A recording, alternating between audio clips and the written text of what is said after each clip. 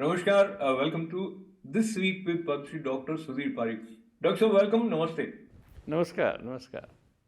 So, as I welcome you, and I am reminded that we are recording it on Giving Tuesday, that also reminds me of your continued support for various organizations. So, talk to us about how giving back to the society makes a difference for the individual who is doing it. Well, I always believe that giving has a double pleasure. When you give someone and help someone, always you feel good, and when the person receives your help, and again he feels good. And when you look at that person having a good feeling about your action, so it's like a triple pleasure, not even double pleasure.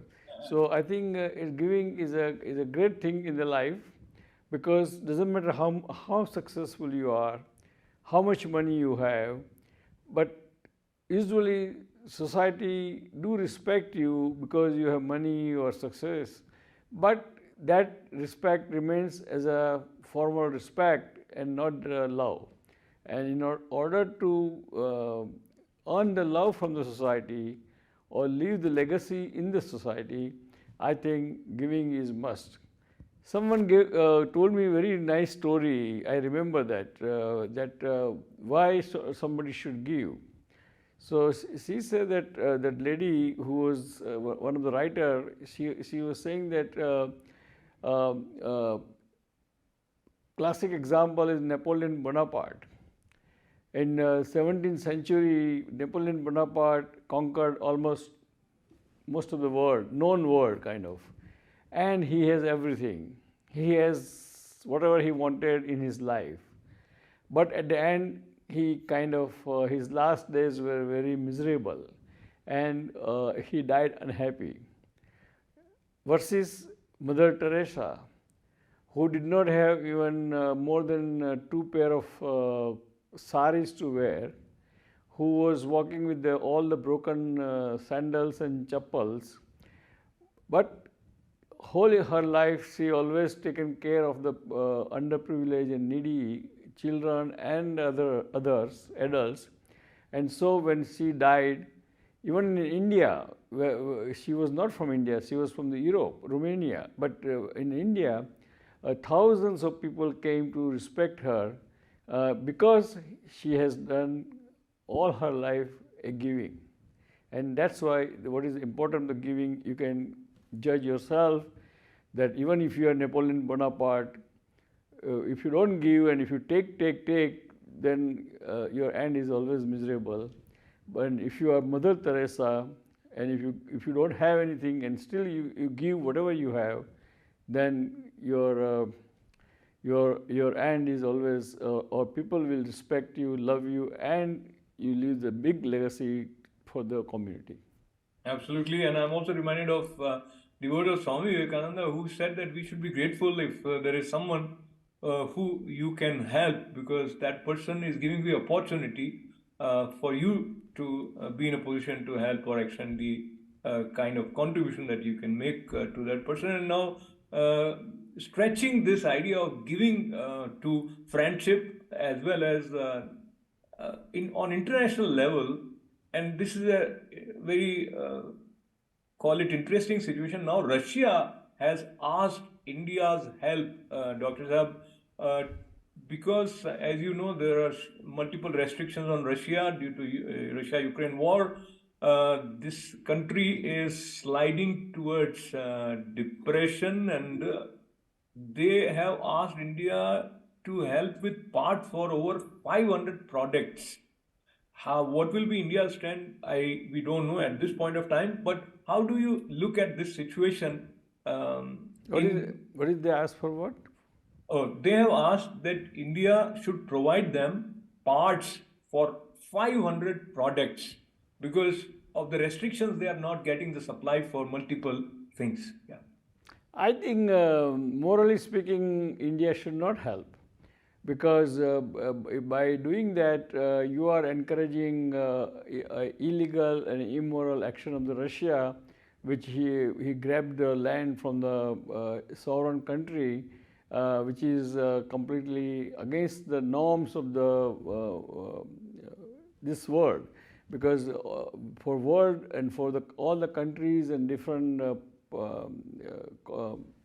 ethnic group or community has to survive, there has to be some rules and regulations. And I think United Nations Charter is violating it. And I think I would suggest that, and I'm sure India will not come forward, because I think it looks so bad for India in the world. Is a bad optical impression of the India if India does that. So we'll wait and see how India under Prime Minister Modi with Foreign Minister Jaishankar interprets it. But what you say makes sense from one point of view. Let's look at another side where Foreign Minister has mentioned that as G20 president, they are going to help the marginalized global south, uh, and they will have over 200 meetings of G20 in India, several cities that include Kashmir. So Pakistan has objected to this idea. Overall, your take on this? Well, as an Indian, I love it, right? Obviously, but probably it's not again practical on the international level, because when you are playing the international role, if you are a world leader, you cannot think very kind of what do you call parochial, or very kind of limited yourself, because by holding the meetings in the other countries, you are really not only you are making that country more visible in the world map, but you yourself as a president of the G20 become more popular, more known, and more and real Viswaguru. No, Doctor, allow me to sort of modify. If I sounded, they are going to have meetings in 50 cities in India. That includes Kashmir, to which Pakistan was objective. So No, but it I mean, yeah, no, but that I think India should do it in Kashmir. I'm not saying no to Kashmir. On the contrary, it is a good idea to do in Kashmir to just prove that Kashmir is an integral part of the India. absolutely, absolutely. And now let us look at the modern day challenge and threat which most of us face. As you must be aware that AIMIMS, that is All India Institute of Medical Sciences, their server was hacked, and that way over 3 to 4 crore people's data is compromised. How do you see how much concern a common man who has been to AIMS should have owing to this breach of data?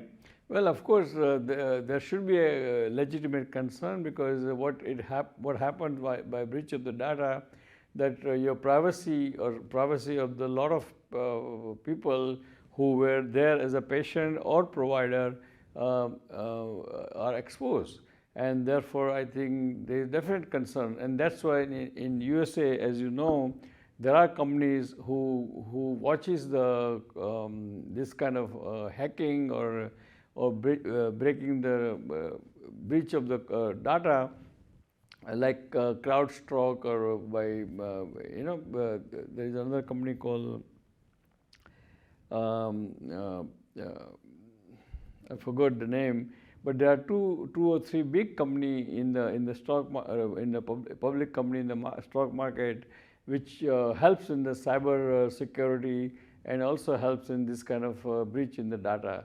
And it's a real threat. And when Russia invaded Ukraine, uh, our government was very worried about having this kind of breakthrough, and therefore or breach in the system and data collections.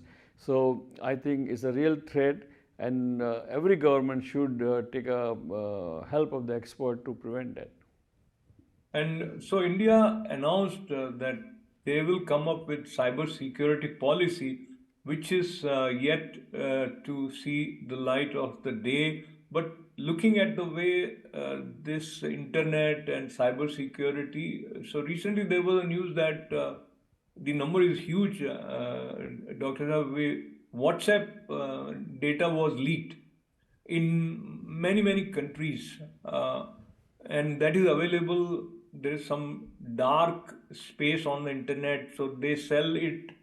So how easy or difficult it is for the world to move towards a safe cyber space, because hackers keep on coming up with innovative ideas to hack. Well, it is challenging, but it is doable, because that's why these experts are for.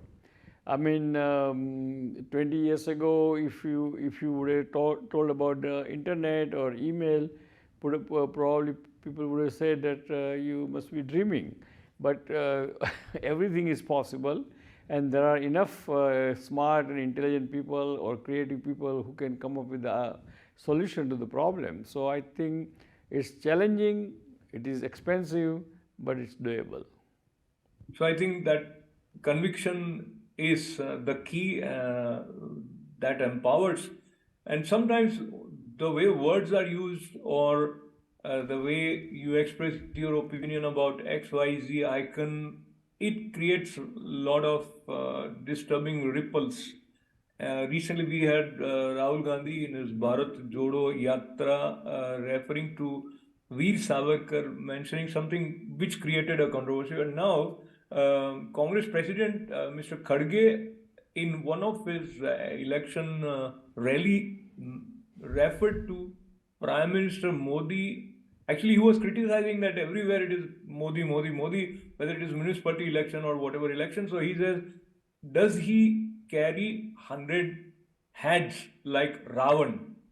So that is now the talk of the town, as they say. Your response, being a Gujarati, if someone mentions about Prime Minister Modi and sort of compares him with Ravan. Well, I think it's not very desirable, or it's not very good in good taste. Let's put it that way. And I think all the leaders should be refrain from the quoting this kind of quotes and rhetoric, because that creates very vicious, bitter environment. And I think President Khadge should not have done that, and he should actually indirectly say sorry for that. But apart from after saying that, I think it's an election campaign going on. So during election heat, like a war, everything is fair and okay. But I think certain thing one should not do below certain level. Absolutely, and the last reference also, and these kind of references are not very constructive, but this again has created a lot of heat. This is from a film festival, international film festival in India, probably in Goa, where um, someone from Israel referred to the Kashmir Files as being a movie which should not have been there because it is vulgar propaganda, and that person is Nadav Lapis. So this again, Anupam Kher has commented on it, but the interesting or the good thing is Consul General of Israel in India called Anupam Kher and apologized for this remark. But how do you feel being someone very close with media? Well, I think this kind of comment is not acceptable. It's deplorable, and we should condemn this and reject this kind of comment, because Kashmir File was a great movie, great production, great creativity, and showed real true story what happened in early 90s or late 80s in Kashmir. And therefore, I think this kind of comment is very biased and it is deplorable. Absolutely. And as we conclude today's conversation, Dr. Parikh, we are almost near the concluding part of 2022. So I bring back the reference of giving. And do you sometimes make some resolutions for the next year that this is how you are going to be active in helping? Yes, I always have some generalized plan what kind of philanthropy I'm going to do next year or year after. Usually, I like the subject of education, poverty elimination, and feeding the poor. These are the really a great area of philanthropy one should pursue, because even the world is very prospering, India is moving forward, America is moving forward, but in each country, including USA, there are a lot of people are underprivileged, they need help, even they need even food, complete food, or correct amount of food and education in their family. Absolutely. So thank you very much. And your concluding remarks from today's show, Doctor. Dear friends, as you know that today is a Giving Tuesday day. We celebrate Philanthropy Day of the year, and this is a time when you should think about giving. If you are not giving, or if you are giving, give more, because giving is always triple pleasure. When you give, it's a pleasure feeling. When someone receives, it's a pleasure feeling, and when somebody receives and makes him happy, that's a triple pleasure. So please give as much as you can, and be part of the community. And only giving also only will earn respect, love, and legacy. Thank you. After saying that, I would like to say God bless America, God bless India, and God bless Indian American. Till then, till next week, we'll see you for next program. Thank you.